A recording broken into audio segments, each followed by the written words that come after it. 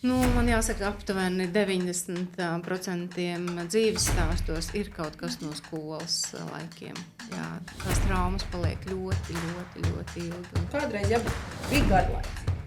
Un tad notiek domāšanas process. Ko es varētu padarīt, ja man ir garlaicīgi? Šobrīd man ir garlaicīgs, paņem telefonu, man ir tas gatavais saturs. Jūs domājat, iešu uz psiholoģiju tāpēc, ka tur nav nekas, tur ir gan. Es uzpīvēju to vienu domu, ir tiešām bauda.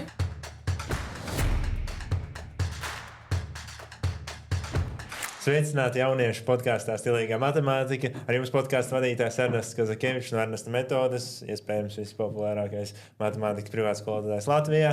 Un pie manis, man jums ir tāda bēdīga ziņa. Šodien pie manis nav viesis, bet man labāk, man ir 2 viesi. Sveicināti studijā. Sveiki! Pastāstiet bišķi par sevi. Es esmu Anda. Ļoti daudz neizplūdīšu, bet jau gadiem strādāju gan ar bērniem, gan ar pusauģiem dažādos kontekstos, griezumos, visādi runāju, mēģinam risināt grūtības un iet uz priekšu. Es nošpikošu. Tad es esmu Ilona un man profesija ir psiholoģija, bet kaut kad savu karjeras sākumā es arī strādāju skolā un arī iepazinu bērnus un skolēnus matemātikas kontekstā. Un pat tieši par šo tēmu mēs arī parunājam šodien. Un tad, kāds ir tas mūsdienu jauniešu emocionālais stāvoklis, kādas tendences mēs redzam, kas uztrauc jauniešus šodien? Jauniešus patiesībā uztrauc diezgan daudz kas, un mēs nevaram teikt, ka tas nav pamatot, jo realitāte ir tāda, ka mūsdienās ir ļoti daudz prasību pret sevi, viss ir strauji, vajag daudz, vajag ātrāk, vajag vēl vairāk ieguldīties. Un tā ir viena no tām lietām, kas patiesībā ļoti reizēm iedod to sajūtu, ka manis nav pietiekami vai es nedaru pietiekami, jo tās prasības ir ļoti daudz gan vecākiem, gan pedagogiem, pašiem pret sevi. Bet tas, ko mēs jau redzam attiecībā uz bērniem, pusauģiem, jauniešiem, ir tas, ka ir ārkārtīgi daudz tādu iekšēju bāžu un satraukumu par sevi.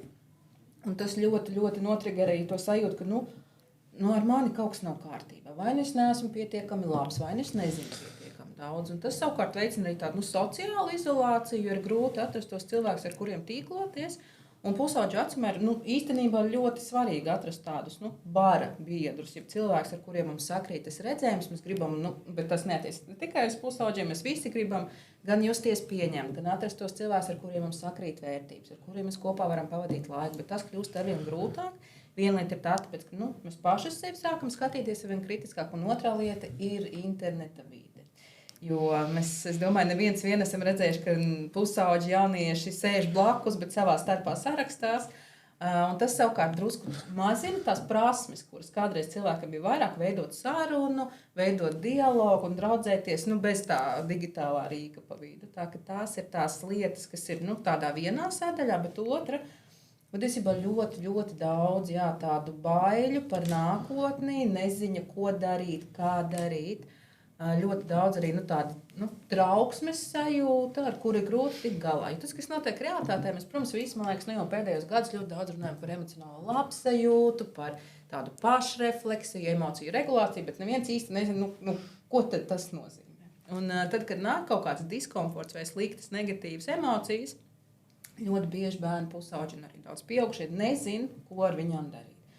Un tad savukārt sākas kaut kāda tāda aizvietotāju mehānismu izmantošana, kas nereti ir vai iegrimšana pavisam internetu vidē, spēlēs vai alkohola lietošana un citas lietas, kas iedod vismaz to sajūtu, ka tagad ir bišķiņ vieglāk un tā trauksme. Es arī uzreiz patinu mazliet to laiku uz priekšu, kad jau pusauģu gadi beidzas un ir tuvu skolas noslēgums, tad arī daudz bažas par to, kā tad es to karjeru tālāk veidošu, vai es tikšu tajā augstskolā, kur es gribu, vai es varēšu tur izturēt, un arī reizēm sākot mācīties tur jau tajā augstskolā, kur ir varbūt daudz ieguldīts, sāk radīties tās bažas. Ja man nepatīk tā vieta, ko tad man darīt? Vai es varu tagad atteikties un sākt savā ziņā to mācību ceļu no jauna? Tad tāds daudz neziņas, šaubas un pārdomas, bet mums reiz arī gribās teikt, ka drīkst pārdomāt. Jo mēs jau nevaram zināt, pirms neiestājas tajā vai tajā augstskolā vai nesāk to vai to profesiju. Ja nav viena tāda dinastija, tad jau nevar to tā kā izzīlēt vai uzzināt. Patika matemātika vai patika fizika, ka aizgāja tur, bet jā, varbūt, ka tas nebija tieši tas virziens, tā kā tādu mazu jau validāciju vai pieņemšanu. Jā, tātad galvenais ir tas, ka tā neziņa visu laiku satrauc, kas būs, kas notiek. Jā. Un tā digitālā vide ir ietekmējusi. Jā, un tad nezinām galu galā, ko darīt ar tām emocijām. Jaunieši nespēdīgi. Vai šis viss varētu būt iemesls, ja, kāpēc tad tas eksāmenu rezultāts ir tāds? Jā, es teiktu, ka jā, tāpēc, ka tad, ja mēs švaki saprotam savas emocijas, ja mēs jūtamies tā, ka šis nav labi, bet es nezinu, kas tas ir, ko ar to darīt, es nezinu, kā sev palīdzēt tādā jēgpilnā veidā, tad patiesībā tas stress arī nekādā veidā nemazinās, un mēs nevaram saprast, kā tad viņu nokontrolēt. Un ir gana daudz cilvēku, kuri spēj darboties kaut kādos stresa apstākļos, reizēm tas nāk viņiem par labu, viņi ir efektīvāk, un ir cilvēki, kuri sastīgst, kuriem ir grūti padomāt, kuriem ir grūti nofokusēties, kuriem droši vien arī tā milzīgā iekšējā panika ir tik liela, ka tiešām ir ārkārtīgi grūti piecelties vispār no gultas un kaut ko sākt darīt, kur vēl kustināt smadzenes tādā kognitīvā virzienā.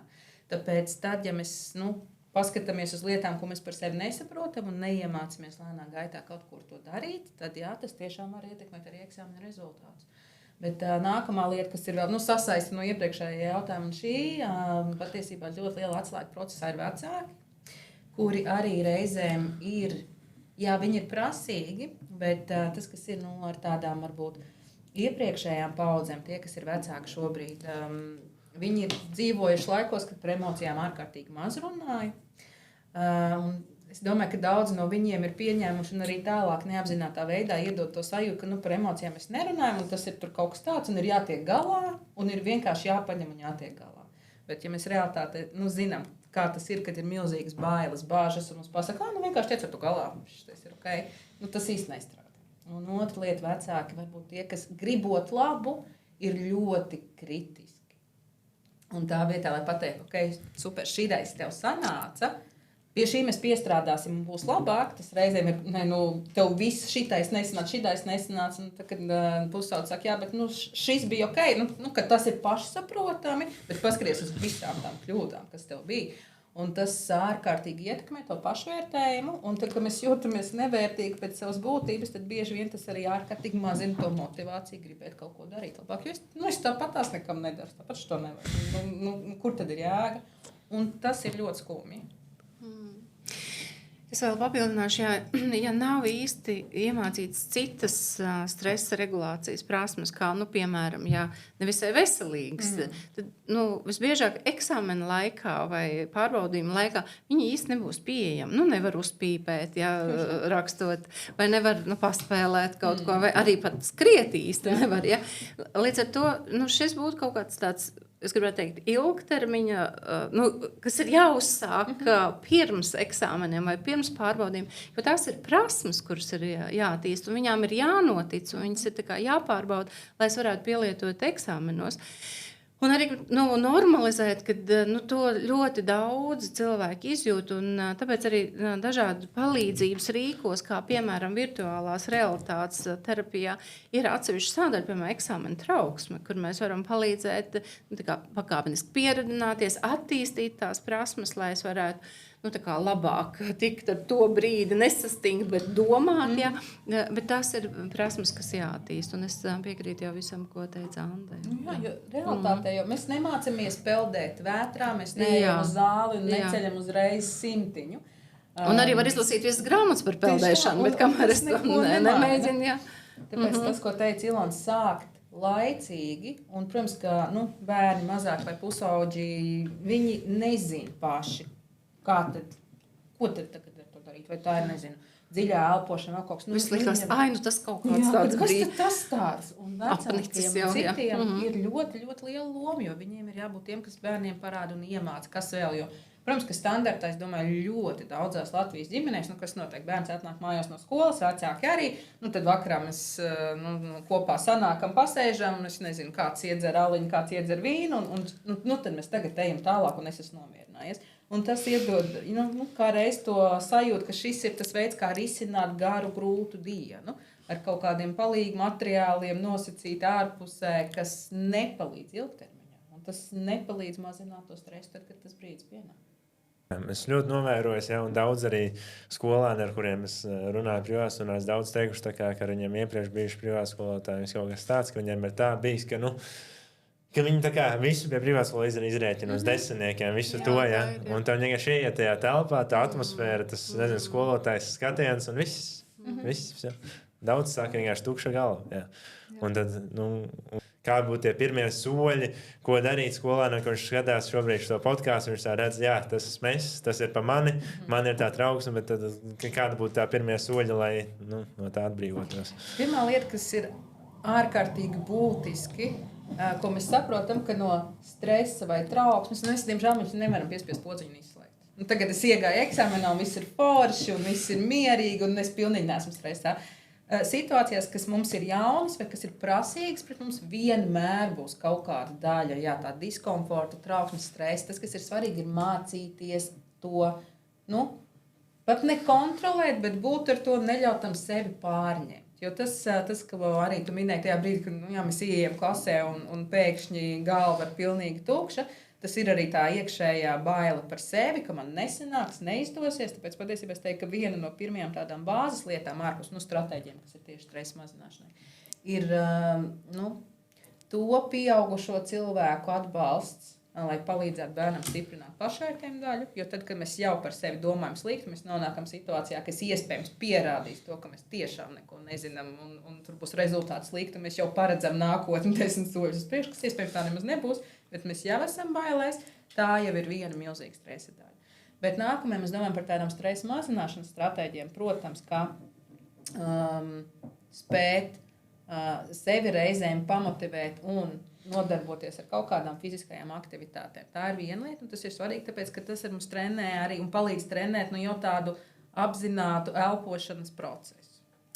Jo elpa pati par sevi, tālāk nākotnē viens no tiem retajiem instrumentiem, kas mums pilnīgi vienmēr ir līdz. Mēs, kamēr mēs esam šajā planētā dzīvā stāvoklī, elpa ir vienīgais, kas mums stabili pilnīgi vienmēr būs līdz. Un ar elpu ir tā, tas patiesībā palīdz izdarīt gana daudzas lietas. Viena no lietām ir tāda klejojošā nerva darbība, kas, elpojot dziļi, mēs viņu drusku pastimulējam, tas mums palīdz nomierināties vienā līmenī. Un otra lieta, mēģinot nevis koncentrēties, bet pievērst uzmanību elpai, mēs drusku pārslēdzam, jo smadzenes ir slinkas savā būtībā. Un vairākas lietas vienlaicīgi viņam darīt nepatīk. Kas nozīmē, ka mēs mācāmies lēnā garā trenējam, kā pārvērst mūsu tādu, pavērst uzmanību no vienas lietas uz citu, tad kad, teiksim, ir kaut kāda stresa situācijas, to būs daudz vieglāk izdarīt. Piemēram, tad, kad mēs sākam trenēt to uzmanības pievēršanu elpai, pēc laika mēs ievērojam, ka, mēs esot eksāmenā, mēs nevis iekšēji sēžam un domājam un cepamies ar to, kā man neizdosies, kā es nesaprotu, bet mēs pavēršam to savu uzmanību drusku citā līmenī. Un tas ir tas, kas ir jātrenē, un tas nav vienkārši daudz jāsaka.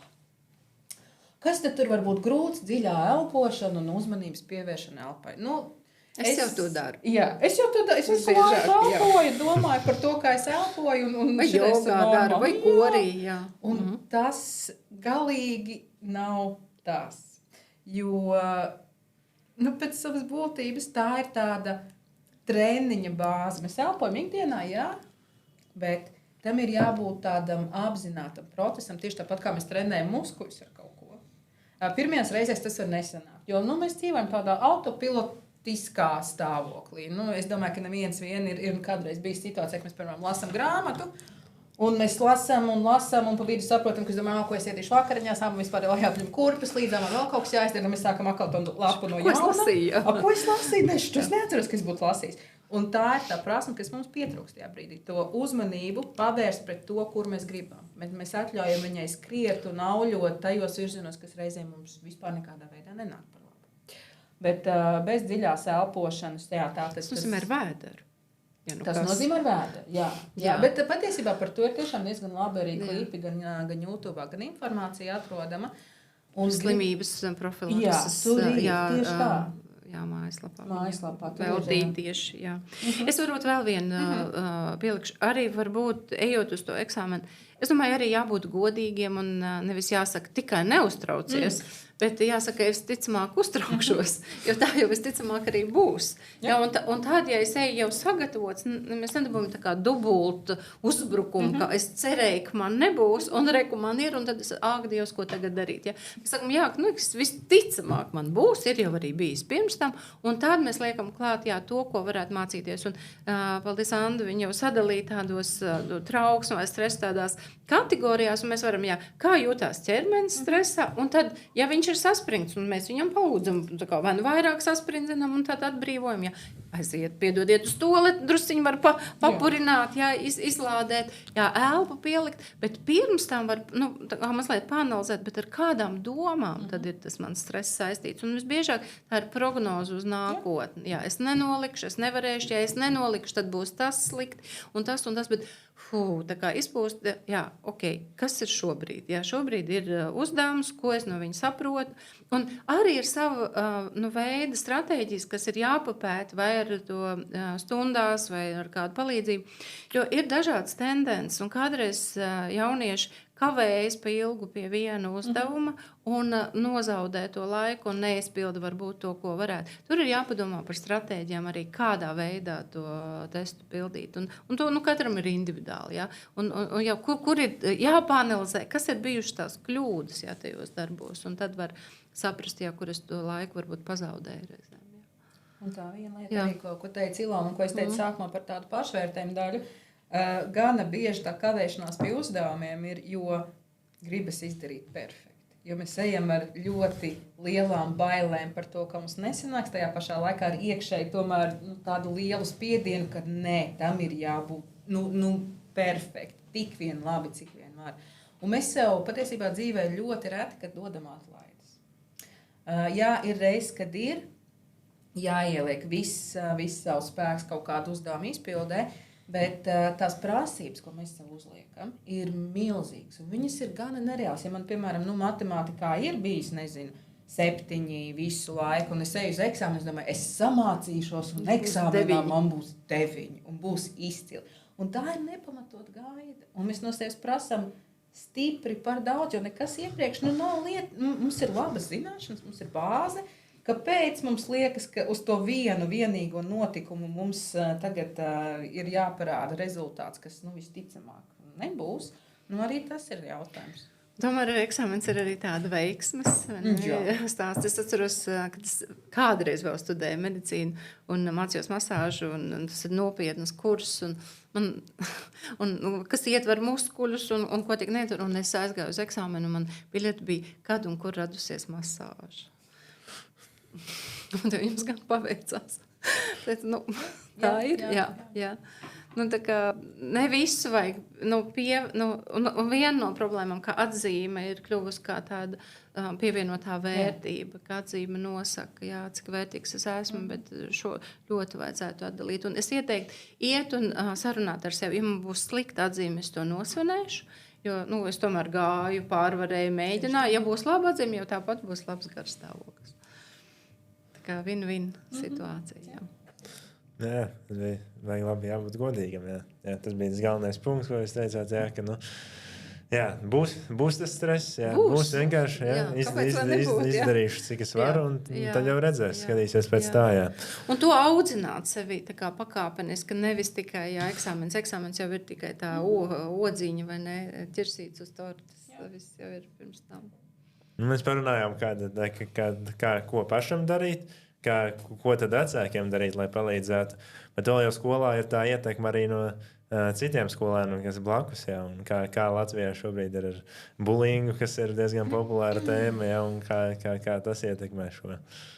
Jāsaka tā, es neesmu droša, vai kaut kas mums ir mainījies gados pēdējos, bet skaidrs, ka tādi plašāki pētījumi arī pasaules līmenī mums ir parādījuši, ka Latvija ir ļoti, ļoti, ļoti, ļoti tālu no tās robežas, kur mēs gribētu būt. Saprotot, ka vienāda vardarbība ir ārkārtīgi liela problēma. Un tas arī no vienas puses ir saistīts ar to pašu emociju regulāciju, jo man viss kaut kas var nepatikt. Man var nepatikt cilvēki, man var nepatikt situācijas. Jautājums ir, kā es tajās reaģēju un kā es to risinu. Un gana bieži bērni pusauģi to izvēlas darīt tādā nosacīti primitīvā līmenī, izmantojot šo te varas pozīciju. Nākamā lieta, kas ir, protams, arī pusauģiem ir svarīgi, biedroties, un ja grupā ir kāds neformālais līderis, kurš ir nejauks un kurš ir negatīvi ievirs, kurš grib pacelt to savu pašvērtējumu uz tā līmeņa, ka visi citi tiek kritizēti un visi citi tiek apbežoti, un tagad viņš ir tas viens varenais, kurš izvēlēsies, kurš būs kurā kastā un kurš būs cik forši skolā. Tas var radīt ārkārtīgi toksisku vidi. Un to es esmu teikusi arī pirms tam, ja kādreiz vēl laikā, kad es augu, arī tāda, protams, bija vienaudžu vardarbība, bet tu aizgāji mājās, aiztaisīji durvis un viss bija ok. Tā, vismaz tu esi drošībā tajā vidē. Tad tagad arī esot pasaulē, kas ir uz pusi tāda reālā fiziskā un otra ir interneta vide, kas arī ir daļa no mūsu pasaules, jau neatņemama. Tas process var būt nemitīgs. Es aizēju mājās, aiztaisīju durvis, tāpat ir komentāri, ir zvani, ir WhatsApp grupas, ir viss kaut kas cits. Un viena lieta ir tā emocionālā un fiziskā, un reizēm arī seksuāla vardarbība, un cita lieta ir vēl tā izslēgšana un ignorēšana, kas galīgi nesāp mazāk kā citas daļas.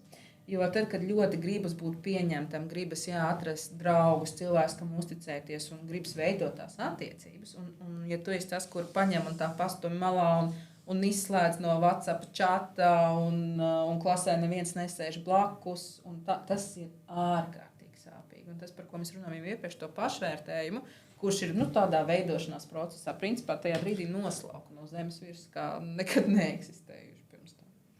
Jā, mēs esam tomēr sociāls būtnes. Jā, cilvēks nokļūstot uz neapdzīvotu salas, neskrien meklēt, vai tur banāni aug, vai būs ko ēst, bet vai tur ir kāds. Jā, un būt izslēgtam ir patiesībā dzīvībai. Tā sajūta ir evolucionāri. Tuvu nāvei, ja viens nevarēja izdzīvot. Un mēs kaut kādā mērā šīs bailes nesam sev līdzi. Un es domāju, kā vārdā gan mēs tā nodarītu pāri. Jā, tad drusciņ tāds dievu kurpes dalot pareizajos, nepareizajos, labajos, sliktajos.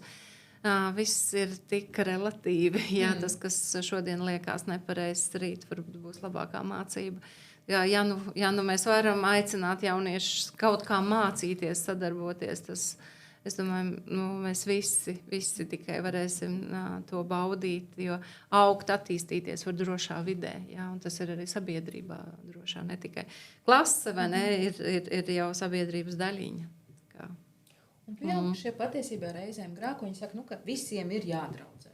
Bet tā nav. Visiem nav jādraudz. Bet nav jāiztiek. Bet nav jāiztiek. Nav jāpārkāp tā robeža. Ja man var nepatīk kāds cilvēks, tas nenozīmē, ka man ir tiesības un ka tas ir ok, ja es viņam daru pāri tikai tāpēc, ka viņš nepatīk. Viņš tur ir, man viņš nepatīk, bet viņš drīkst eksistēt. Un tas nenozīmē, ka man ir kaut kas aktīvi jādara, lai to viņa eksistenci tajā otrā burbulī padarītu grūtu vai nepanes.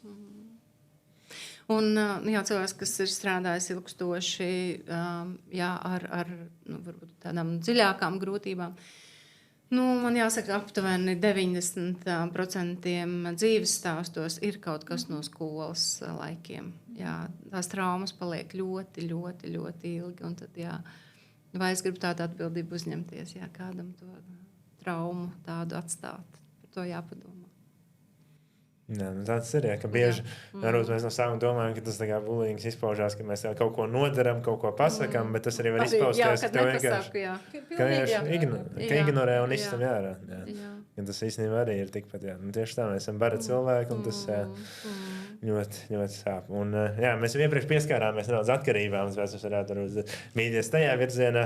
Statistikas dati liecina, ka pieauga to jauniešu skaits, kur ir pamēģinājuši regulāri smēķē, lieto alkoholu un narkotikas.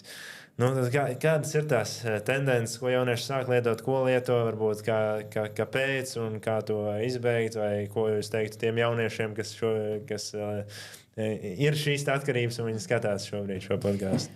Tas ir tāds ļoti, ļoti, ļoti plašs jautājums. Ir, protams, skaidrs, ka mūsdienu tendences labi rāda to, ka tiek izmantoti veipi, alkohols, viss kaut kas cits. Un šis ir tas, kas jau sasauc ar to, ko mēs runājām iepriekš. Patiesībā daudzi to izmanto kā tādu stresa vadīšanas mehānismu.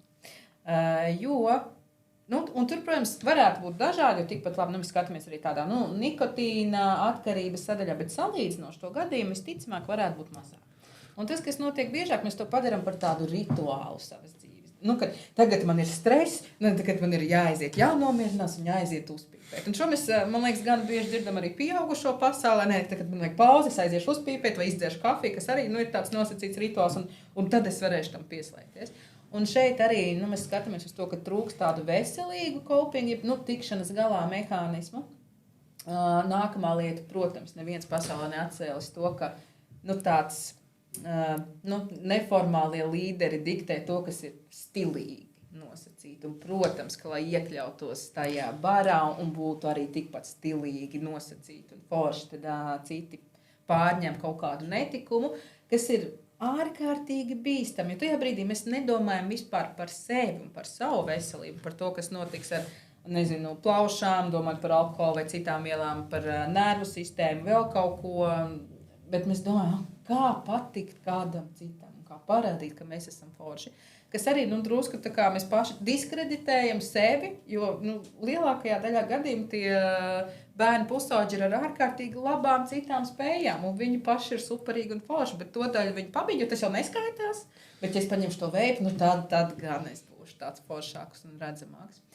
Un nākamā lieta, protams, ir tas, ka veips, alkohols ir vienā plauktiņā, bet tajos gadījumos, kad ir gana daudz arī iespējams mentālas veselības grūtības un kad bērns vairs netiek galā, vai pusaudzis, viņš varbūt ir vērsies, pie vecākiem, pie vēl kādas uzticības personas. Un tas, kas notiek ļoti bieži Latvijas sabiedrībā, atbild ir, kas tev vispār var būt vainas, viss taču ir forši, tev ir jumts virs galvas, ēdienas, botas, iPhones un tā. Ja ir, bet vai varbūt tev ir kaut kas cits, un vispār par ko tev ir ko sūdzēties, tu vienkārši esi izlutināts, un nav ko tu tagad izdomā, ka tu jūties nomāts, vai ka tu nevari padomāt, vai ka tu nevari kaut ko citu darīt. Un tajā brīdī ieslēdz drusku tāds izdzīvošanas mehānisms, jo kas tad ir tas, kas man var palīdzēt tās emocionālās sāpes mazināt. Un tad tiek meklēti tie ceļi, kas reti, kad ir labi ilgtermiņā. Un ir grūti tikt galā ar tām emocijām, savukārt, piemēram, gana daudzos gadījumos iedzerot kaut ko, tad tajā mirklī liekas, ka labāk. Tad ir tāds pacilātāks garas stāvoklis. Bet tas, ko atkal mēs aizmirstam, ka pienāks jau nākamā diena. Un nākamajā dienā mēs atkal būsim tajā pašā izejas punktā. Vienīgais tālākais risinājums ir šo mehānismu izmantot līdz brīdim, kamēr mēs vairs nespēsim no viņa atteikties. Un daudzas lietas mūsu dzīvē tiks pakļautas tieši šim, un tas pārvilks gana daudz svītru pāri daudzām mūsu iespējām. Par ko var aizdomāties, ka atkarība rodas, ja ir viens veids, kā kaut ko risināt. Ja es stresu mazinu vienā veidā, tad skaidrs, ka es to lietošu. Un īstermiņa pozitīvās sekas ir ļoti spēcīgas. Par to ilgtermiņu, kā arī azartspēles, kas spēlē. Tā naudas skaņa, viņa ir tik tāda apbalvojoša. Un par tiem parādiem vai par citām problēmām, tas ir kaut kad tur ārā. Ja? Šeit, tagad es uzpīvēju to vienu domu, ir tiešām bauda. Jā, neviens jau to. Un tie, kas grib atmest, tad man jācitē Bernards Šovs, kurš teica, ka smēķēt atmest ļoti viegli. Es to jau esmu darījis 3 reizes. Tā kā esiet, tur vajag drusku pacietību, ja to darīt. Un tās pacietības reizēm nav. Un gribas to rezultātu uzreiz. Un tagad, un tas arī ko teica Ilona, tas ilgtermiņa potenciālais zaudējums bieži vien par to kaut kādā pienāks, tad būs pavisam slikti. Tad, kad es nevarēšu vairs piecelties uz mācību stundām vai uz lekcijām iepriekšējā vakarā, tā kā riktīgi kaut kādas vielas būs saliet, tad var būt. Bet ļoti bieži mēs pat nepamanām, kurā brīdī tā robeža pienāk. Un tad, kad jau ir slikti, un tad liekas, šitā tā kā vairs nevar, tad atkāpties tā uzreiz arī vairs. Un arī ir kauns ļoti bieži vērsties pēc palīdzības, kas bija tas stiprais, kas visu var. Un cilvēki ļoti dažādi uztver šo problēmu risināšanas stratēģiju, lūgt palīdzību. Bet lūgt palīdzību ir problēma risināšanas stratēģija. Un tas ir atbildīgi. Jā. Es saprotu, ko es varu, ko es nevaru, un tad izvērtēju, kurš man var palīdzēt. Skrūvus jau var viss neražo paši, iet uz veikalu un prasa. Jā, tas ir tiešām tās kaut kādas tās rituāli, kā zemapziņā ir iegājušies, ka, piemēram, vienmēr, kad kāds brauc pie kaut kāda ciemos, arī pieaugušu vidū, tiklīdz kaut kāda satikšanās, tiklīdz ir alkohols uz galda visu laiku. Jā. Tas ir tā kā iedibināts, norma ja. un jau ieradināts, jā, tīpaši Latvijā. Es nezinu, vai tā ir ārzemēs, gan jau arī tā parasti ir, jā, ka vienmēr ir tas alkohols uz galda, vienmēr. Jo tas saistas ar kaut kādu tādu atslābumu un jautrību, bet visi tie cilvēki jau tāpat ir jautri pēc savas būtības. Aicināt, izmēģināt vai iepazīt sevi, cik jautrs es esmu, ja es neesmu iecēris. Varbūt vēl jautrāks, jā. Jo alkohols jau nemaina to personību. Jā, bet tas, ja mēs neesam varbūt tik jautri ikdienā, tas ir kaut kāds iekšējs bloks, iekšēja pretestība, ka varbūt mēs nejūtamies gana droši, lai to parādītu, bet mūsu personība jau nemainās tajā brīdī, kad mēs iedram, mēs nekļūstam gudrāki, mēs nekļūstam vēl kaut kā citādāk, bet vienkārši mazinās tā iekšējā, tā kastīte, kuru mēs sev paši esam uzlikuši. Tas, ko mēs neesam pieminējuši, bet ļoti daudz arī kā aizsarga mehānismu alkoholu vai citu vielu lietošanu izmantojušai sociālajai trauksmē, ka man ir, es nejūtos ērti, socializēties, iziet ārā, iepazīties, runāt, viss tik tādu runātīgi, un tad jāpadara sevi tādu. Man jāsaka, ka mēs esam tik dažādi, tajā jau ir tā burvība. Ja visi runās, nebūs kas klausās, ja mēs te randu tagad strīdētos. Man ir ko teikt, man ir, vai jau arī kāda, kas paklausās. Tā kā visiem ir vieta, arī klusajiem, skaļajiem, Jā, mēs novēršamies. Tā sakne jau tas, ka mēs netiekam galā ar tām savām emocijām. Jā, tā kā, es domāju, es daudz skatījos, ka arī daudziem cilvēkiem mūsdienās ir izaicinājums vienkārši pašiem ar sevi telpā klusumā, sevi neko nedarot, ar savām domām pasēdēt. Tas ir liels izaicinājums, ļoti grūti to izdarīt. Jā, un nāk arī jādara, vai ne? Jā, jādara, lai to neuzpeld tās emocijas, kuras laiks stumi lejā, un tad viņas uzpeld, un tad kur ir telefons, un tur alkohols un viss tas, Mēs varētu, tagad es tā viši ievedu jau nākamajā. Viens tas uzmanības novērsējs ir šīs alkohols, narkotikas un nikotīna atkarības, bet otrs uzmanības novērsējs mums ir tas pats telefons. Ja mēs jau pieskārāmies tam, tad varbūt mēs varam vairāk par to paturpināt, par tām interneta atkarībām. Tā ir tāda ļoti patiesībā komplicēta lieta, jo viens ir tas, ka atkal smadzenes ir slinkas. Un ja mēs viņus pieredam pie tā, ka rekurā acu priekšā man nemitīgi ir krāsains saturs, un man nav pašam jāizmanto kaut kāda fantazēšanas sadaļa no smadzenēm jāizceļ. Es nezinu, kādreiz bija garlaicīgi.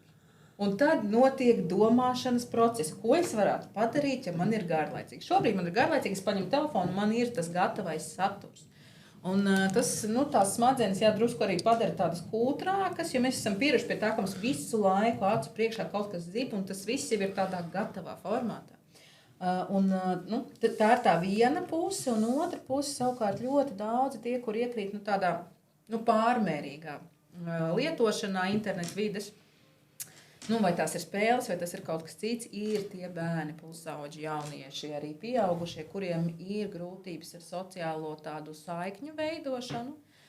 Un tas, ko viņi dara, viņi nolēma, ka šis nav gana labi, es nevaru iekļauties, man neizdodas, man nesanāk, es esmu neveikls vienmēr visās sarunās.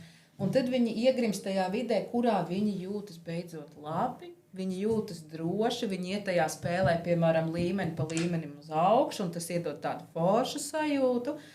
Bet atkal, jo ilgāk tas tiek darīts, un ilgāk viņi netrenē, piemēram, tās sociālās prasmes ar vienaudžiem, jo vairāk viņi kļūst par tiem, kuriem tiešām ir tā lielā neveiklības sajūta.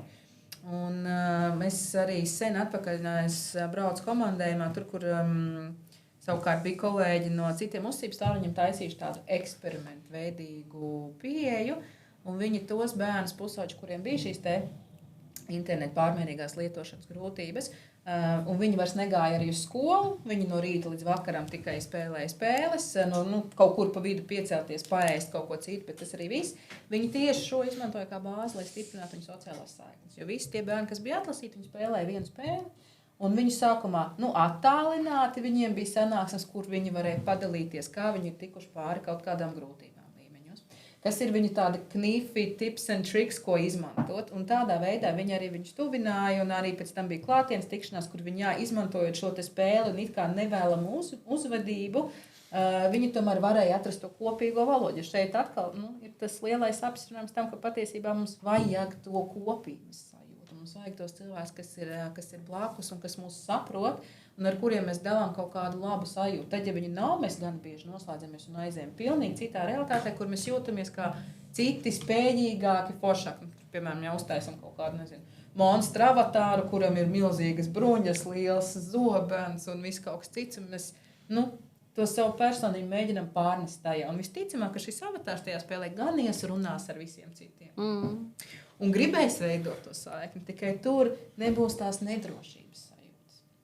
Un tiešām tas var bāri ļoti, ļoti veicināt, bet tas, kas gan bieži notiek, arī tie, kas ir blakus pieaugušie, viņi nemonitorē to ilgumu. Un liekas, ka tas jau normāli, mūsdienās visi lieto telefons, un es arī vairākas reizes redzēju, ja vecāki iet ar bērniem, piemēram, uz pusdienām, tad visi pie telefona sēž. Un tas ir tas piemērs, ko mēs rādām. Internet vide nav slikta. Sociālajie mēdīji nav viennozīmīgi slikti. Mēs daudz ko no tā varam izgūt arī labu. Mēs nevaram noliekt, ka tehnoloģijas mums ļoti, ļoti palīdz. Jautājums ir, kā mēs to izmantojam un cik daudz mēs no tā iekļājam savā dzīvē, lai nav tā, ka 95% ir virtuālajā vidē. Tad, kas tur ja kaut kas paliek pāri, tad mēs pieslēdzamies tajā reālajai fiziskajai pasaulē. Bet arī to robežu ir grūti saglabāt. Jo atkal, tā interneta vide, viņi ir interesanti, mēs tur visu kaut ko varam atrast, viss ir krāsaini, viss ir ātri, un arī tomēr pēdējo gadu tādu pētījumu par tādu uzmanības noturēšanas spēju liecina, ka mēs arvien ātrāk jau scrollojam prom tos video, mēs vairs nevaram izturēt tik ilgi. Mums apnīk, mums gribas kaut ko jaunu, atkal kaut ko, un vai no tā ir pienesums, visticamāk tā kā ne. Jāgatavojas. Mums tagad ar vien vairāk vētras sākās Latvijā, elektrība zūd, jāmācās, kā būt bez. Un, par devu pārēsties neko vairs nav garšīgi. Un paskatīties, varbūt kāds funkcijas ir sācis pildīt, internets, telefons, un ko es esmu sācis nedarīt dēļ tā, ka vairāk man laiks paiet. Tur būtu jau jauki tāda viena universālā lieta, būtu visām dzīves jomām izgudrot, bet tā nav. Kaut ko mēs nepabarojam. Tad. Arī tad, teiksim, kad vecāki, protams, mūsdienās ir tie, kas tiešām daudz no viņiem cenšas būt labi vecāki. Viņi to savu labuma daļu hiperkompensē ar to, ka viņi ļoti daudz strādā. Un viņi ir prom no mājām. Un arī tā vientulības sajūta kaut kādā brīdī droši vien spiež ņemt tās tehnoloģijas un tad lēnā garā arī tas iesūc arvien vairāk un vairāk. Un vienā brīdī mēs atapamies pie tā, ka mēs vairs nevaram piecelties uz 1 stundu, tāpēc, ka līdz 3-4 naktī kaut kas ir darīts internetu vidē.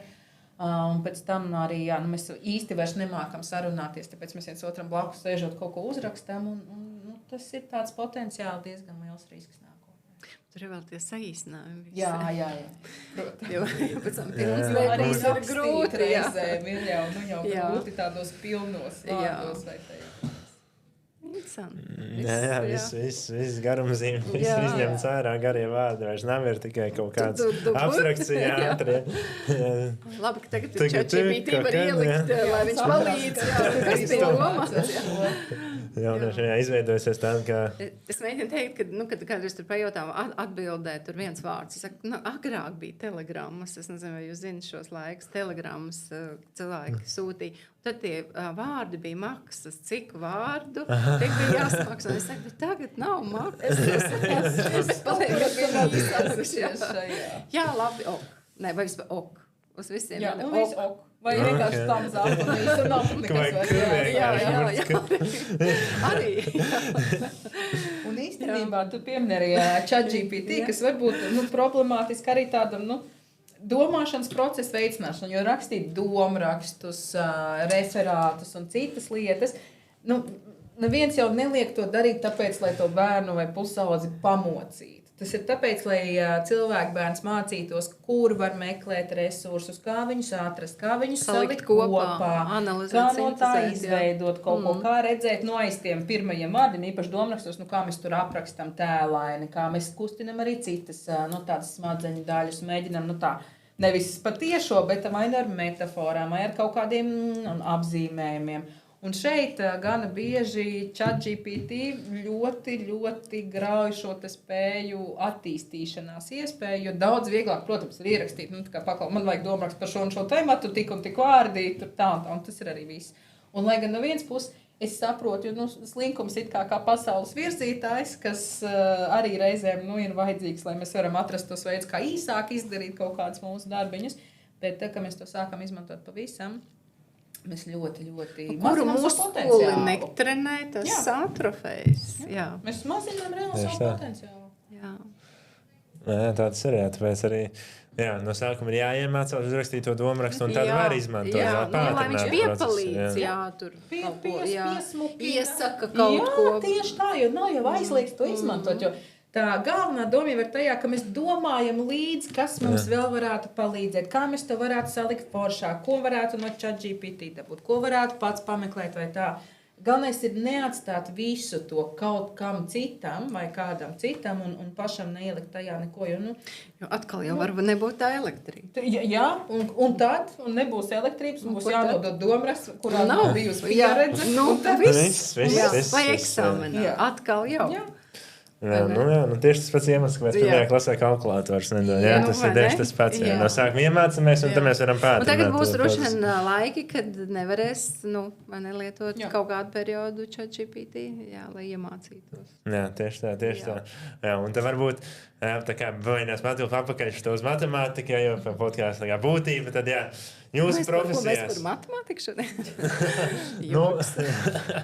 Daudz bija par mācībām un skolāniem un to visu, kas man liekas ļoti interesanti varētu būt skatītājiem. Bet jūsu profesijā matemātika spēlē lomu un vajag vispār mācīties. Man ir drusciņi nožēlu, jo matemātika nebija mans mīļākais priekšmets, bet jāsaka, ka ļoti jo šeit matemātika un spēja arī, to loģisko domāšanu pieslēgt, gan domājot par kaut kādiem pētījumiem, gan to, kā tad savilkt kopā to informāciju. Patiesībā ir ārkārtīgi būtiski. Un savā laikā es domāju, kura varētu būt tā joma, kur varētu būt tās matemātikas mazāk? Jā, to daudziem ir tāda vilšanās. Tu aizvien saproti, ka patiesībā, viena lieta ir, protams, konsultēšanas prasmes, spēja vairāk domāt par cilvēkiem, reflektēt, palīdzēt atpazīt emocijas, bet ja mēs gribam spēt saprast, loģiski izdarīt kaut kādus secinājumus, gribam spēt veikt pētījumus, kas ir jēgpilni un kas ir kvalitatīvi, kas pēc tam ir tālāk arī izmanto, piemēram, kaut kādu pakalpojumu pilnveidē vai izstrādē.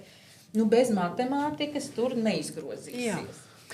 Psiholoģija ir zinātne, vai ne? Un zinātnē bīdā pētījumi.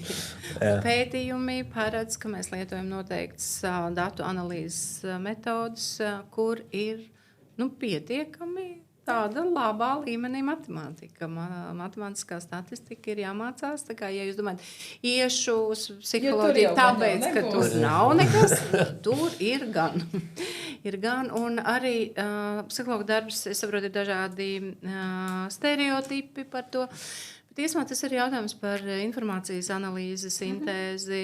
Jā, mēs neprasām visu pēc kārtas, vai mēs neizmantojam visu, ko klients mēs apkopojam. Tomēr ir kaut kāda loģika, un to tiešām palīdz attīstīt matemātiku. Tā kā es silti iesaku, kuri domā par psiholoģiju. Un, psihologa darbu matemātika jums ļoti palīdzēs. Ir jādomā, strādājot ar to. Jūs esat visu laiku online, ieslēgts visu laiku. Nevar paralēli kaut ko darīt vai iečekot kaut kādu formuliņu, pārbaudīt vai ko uzdot kādu jautājumu labāk. Jūs esat viens pret vienu ar cilvēku, un tad šī analīzes sintēze visu laiku jāveic.